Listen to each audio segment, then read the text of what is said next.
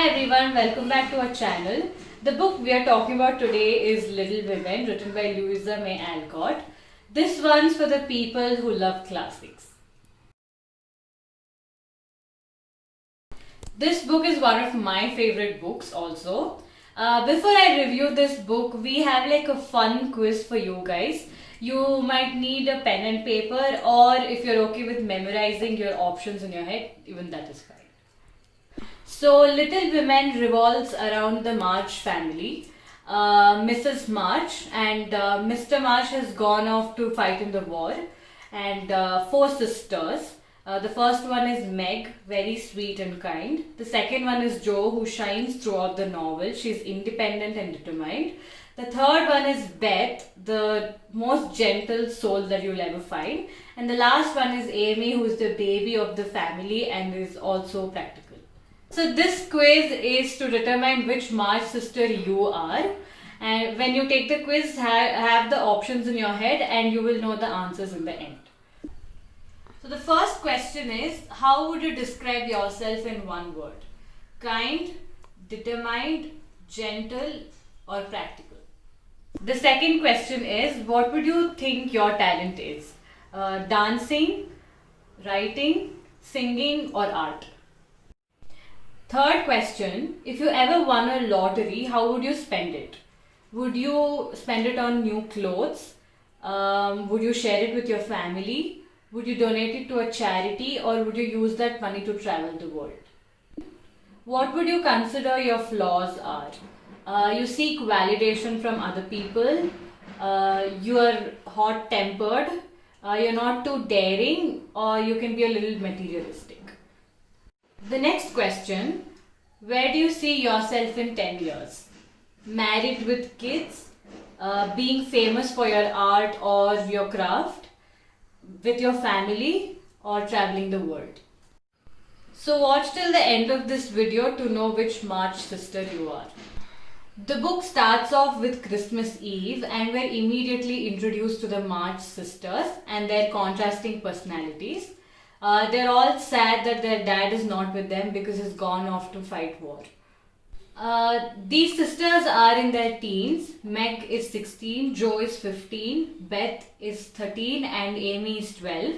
They're all contrasting personalities and the one that is holding them together is their mother, Mrs. March. One great thing about this book and one that makes this a masterpiece is because of Alcott's writing. One of the examples of her writing is rich or poor, we will keep together and be happy in one another. This book is filled with lines like these, and the book is a little slow paced, but people who think it's all in the details will love this book. Another example of Alcott's great writing is that most of these chapters start off with distinct lines saying one April morning, one snowy afternoon, one September morning. So this gives us a glance into the flow of time that she's written in. Even though the March family is like tight bound and it's shown as one happy family, we can see them constantly bickering with each other like we are with our own families, and that is what makes it so relatable and realistic, making it a classic. One such example for these fights are, even though you've not read the book, you might have heard it, it's like the most controversial thing, Amy burning Jo's manuscripts. We come across a lot of issues that these girls have and how they overcome these issues. So that forms one of the central themes of the book, how these teen girls evolve into being responsible women. So with these issues, we realize that imperfections are beautiful. We are introduced to a new family, Mr. Lawrence's family and his grandson Laurie. They are actually rich, but eventually they get very close to the March family, and Laurie and Jo are very close. And Mr. Lawrence actually sees his own daughter in Beth.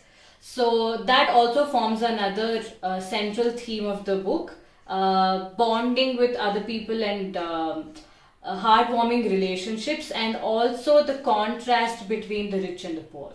Jo is taking care of her family by earning money. She is looking after Aunt March, who is old.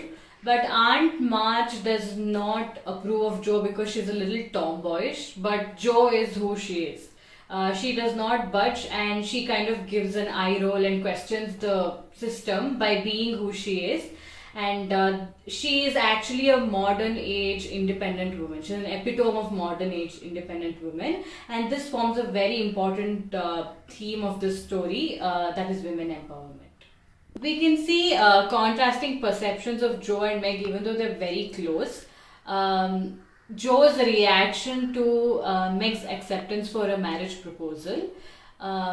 She is confused and has mixed reaction why her sister is accepting to a marriage proposal. But Meg says that just because my dreams are different than yours does not make it less important. So we can see that Meg is a very domesticated person while Jo is kind of free spirit. This book has its share of life-changing moments like their father falling ill and Mrs. March running off to his aid, and then Beth falling ill.